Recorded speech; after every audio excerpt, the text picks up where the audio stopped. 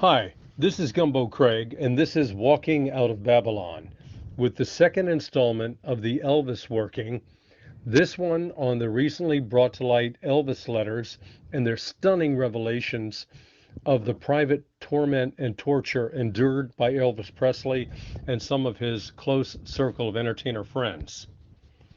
I'd like to acknowledge my appreciation and debt of gratitude to several content creators, Casey Brown of Enter the Stars, brother Theo Jackson of the Unplug 'em channel, John Pounders, David Carrico, and the crew at Now You See TV, Timothy Alberino, the author of Birthright, Days of Noah, and Truth Unedited. I highly recommend without reservation that you check out those channels. The Elvis working, that is Elvis's life and career as ritual magic and psyop, has been in effect on a national and global level for a conspicuous 66 years, since Elvis Presley burst onto the world scene in January 1956 with the song Heartbreak Hotel, based on the real-life suicide note of a young man and written by Mae Axton, known in the country music industry as the Queen Mother of Nashville, a blue blood who was the sister of a congressman and the aunt of a governor and United States senator. 66, as Casey Brown has pointed out, is the number of Apollo, the sun god, and indeed Elvis shot to fame in Memphis as the so-called god of Sun Records. The three recent books by Gary Lindbergh on newly publicized letters to a mutual psychic counselor and confidant of Elvis Presley, Marlon Brando, and Harry Belafonte and Tom Jones offers the most unique and disturbingly realistic view into the life of this most central figure in popular culture history. These letters drive home the reality that we really don't know or have any idea what goes on in the lives and minds of the so-called celebrities that we're programmed to idolize and adore. We also don't generally realize in this entertainment-based culture how our thoughts, feelings, beliefs, and attitudes are shaped by performers and pop culture. Even less do we realize or even believe in such things. There is an overriding occult ritual magic aspect to our seemingly harmless entertainment, an aspect that socially engineers our world, casting spells while our conscious awareness sleeps. This is why Elvis Presley, a mere entertainer, was, unbeknownst to himself, an essential building block of what I call the counter-Christ culture. This counter-Christ culture stands in avowed opposition to the God of the Bible and recognizes no higher authority than the self, its unfettered freedom, and the unrestricted right to self-expression.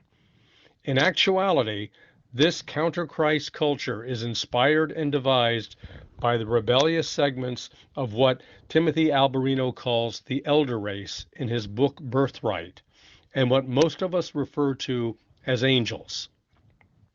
This angelic rebellion hates humankind, which the Lord bound them to serve, and has sought to corrupt our seed with its own, as referenced in the first prophecy of the Bible, Genesis 3:15, wherein God cursed the serpent and vowed there would be enmity between his seed and the seed of the woman, and that the Messiah would come and destroy the serpent and his ways, freeing humanity from imprisonment in the duality between the trees of good and evil. This corruption of the seed and fallen angels who corrupted it are elaborated upon in the book of 1st Enoch and alluded to in Genesis 6, Jude, James, and elsewhere in God's Word. It is the source of the Nephilim and the Rephaim giants mentioned throughout the Bible, but seldom mentioned in church on Sunday. This corruption almost succeeded once before, when only Noah was still pure in his generations, meaning pure genetically, without the taint of the serpent seed. Although most were destroyed in the flood, the serpent seed made a comeback eventually to be mostly destroyed again by Moses and Joshua, which is the real meaning of the so-called genocide in Canaan. This angelic rebellion is inspiring and leading its human collaborators to create a new world order and a new world religion to worship them and the beast system. As recent events have demonstrated, we are moving towards a surveillance society with full spectrum dominance by the power elite. This will be achieved through our very own bodies, which will soon be linked directly with the internet as many choose to become cyborg human hybrids, seeing themselves as the vanguard in the next step of human evolution 2.0. That's the transhumanist movement. When this process is complete, most of humanity will have sold Adam's birthright for a bowl of soup, longer life, transhuman capabilities, superintelligence, etc. At what point in this human 2.0 upgrade will we cease to be human and thereby forfeit the gift of salvation for which the Messiah lived and died and was resurrected as a human being? In our entertainment-based society of the last century, an important cog in the machinery erecting this new world order around as well as within us was the short life and career of Elvis Presley, although I'm sure it would have mortified him to know so. So Elvis was an occult magical working, too important to be created by or left to mere chance. Future installments in this Elvis working series will more closely examine paranormal activities and New Age beliefs surrounding Elvis, but we will touch on them briefly here before getting into what is revealed by the Gary Lindbergh books. The high weirdness seems to have started on the very night of Elvis's birth. Vernon Presley is recognized as Elvis's father, but referred to by Elvis as his uncle in the letters we will be discussing. Vernon has recounted seeing very unusual blue light activity in the sky as Elvis was coming into the world and while he himself smoked cigarettes on his Tupelo, Mississippi porch. This was 12 years before Roswell and indicates that maybe an alien or elder race may have been taking an interest in the firstborn and ultimately only surviving twin who had been born to Gladys Presley that night. Incidentally, Gladys, in her grief, pain, and confusion, incorrectly told Elvis that the twin Jesse Garon had been born alive and first, but died while the doctor frantically worked to save the weak and frail baby Elvis. This gave the future rock and roller a lifelong guilt complex. Documents provided by the doctor's daughter, however, proved beyond doubt that Elvis was born first and his twin brother was stillborn. When Elvis was 8 years old, the family moved to Memphis, Tennessee, where he would climb the first rungs on the ladder to worldwide fame. Memphis is a magical working all by itself with its hoodoo and mojo hands, and we will further discuss those paranormal and occult dimensions in future installments. For now, it is noteworthy that Memphis was named after the mystical ritual magic center of Egypt, where the Great Pyramid of Giza is located. This is where the dark arts and religion of the angelic rebellion came into full flower beneath the eyes of the pharaohs, who were the blue blood descendants of the so-called gods. We'll also be discussing what blue blood actually means in that future installment. Elvis was first recorded by Sam Phillips, who had been a member throughout his youth of Demolay, the Junior Freemason grooming organization. Although disingenuously depicted in books and movies as the fool who sold Elvis's contract for $35,000, Sam Phillips was nobody's fool and was rewarded later when let in on the ground of the Holiday Inn enterprise, which made him a millionaire. Elvis recorded those first sides at Sun Studios. Of course, the Gnostic occult mystery religions have a place for the sun god in Saturn Chronos worship. And although I do not promote astrology, I've been a professional astrologer in the past, and I repent of that. That practice is strictly prohibited by the Bible. It was significant to the kind of people whom I believe handled Elvis's career and the unclean spirits that inspired them. They would have noted that Elvis had the sun in Capricorn, the sign ruled by Saturn. They quite possibly also recognized and organized a magical working which reverberates to this day in recordings, movies, and Broadway plays, and that working is the $1 Million Quartet, so-called. This is the name given to the four major participants in an impromptu jam session on December 4th, 1956 at Sun Records. Each of these four embodied one of the major zodiacal elements so important to mystery religion workings: earth, air, fire, and water. Elvis was a Capricorn and an earth sign. Jerry Lee Lewis is a Libra, an air sign. Carl Perkins, the famed originator of blue suede shoes, who was having the session that day, was the fire sign Aries, and the legendary Man in Black, Johnny Cash, was a Pisces, the water sign. On a personal note, I was rather amazed to recognize years ago that Elvis has the same birthday as my firstborn child. I have the same birthday as Jerry Lee Lewis. My youngest child's conception date was the same as Perkins' birthday, and my mother had the same birthday as Johnny Cash. The Elvis letters of Gary Lindbergh's books describe some rather horrifying abuse and torture of Elvis, and to a lesser degree, Marlon Brando and Tom Jones. If indeed Elvis was put together from day one, at least by fallen spirits, if not directly by human beings, these events possibly have been part of trauma-based mind control. Trauma-based mind control was said to have been perfected in the MK Ultra project, which in turn was largely based on Nazi concentration camp experiments and ancient knowledge, to fragment the mind into many different personalities and thereby more easily layer in demonic or unclean spirit entities. This is reflected in the two-in-one or duality symbolism that the controllers seem to like so much. Excuse me. The most famous victim of this abuse is probably Kathy O'Brien. In her book, Transformation of America, recounting her life before she achieved her freedom, O'Brien remembers Henry Kissinger and others sitting around joking about how Elvis's programming was breaking down, and he was, as a result, sickening and gaining much weight. If accurate, this indicates that Elvis was a project of deliberate trauma-based mind control. On the other hand, the abuse and assaults Elvis endured over a period of years could have been simply the result of a violent vendetta perpetrated by a vindictive B-movie producer with ties to organized crime and suspected of an affinity with black magic.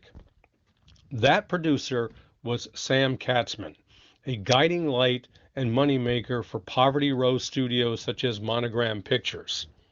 Katzman cranked out super low budget but highly profitable Bela Lugosi flicks, The East Side Kids, and assorted horror, sci-fi, music scene, crime, sex, and teenager exploitation popcorn films. The ever avaricious Colonel Tom Parker, Elvis's gambler-indebted manager, was easily attracted by Katzman's El Cheapo profiteering reputation. It was 1964, and the Elvis and Margaret vehicle Viva Las Vegas had uncomfortably cut into the Colonel's poker chips. Where else to go but that heralded Hollywood mogul behind such artistic triumphs as The Giant Claw, Twist Around the Clock, The Corpse Vanishes, and Calypso Heatwave? Katzman seems to have had a sixth sense for the quick buck. He definitely had his hand on the pulse of what would sell at Saturday night drive-ins. But this complete disregard for anything except the bottom line caused the tension to simmer throughout the filming of Kissin' Cousins and Harem Scarum in 1964-65. Elvis and Katzman developed a strong antipathy and disrespect for one another, which occasionally exploded on the set. Too cheap to hire a stunt double, Katzman insisted Elvis perform these duties, including sword fights in Harem Scarum, which resulted in some minor injuries to Elvis's hands. Elvis was disgusted by Katzman's non-stop bathroom humor and sexual harassment of women on the set. The lecherous producer carried a cane with a finger as part of the handle, with which he seldom missed an opportunity to poke in the rear whatever unlucky lass happened to be bending over.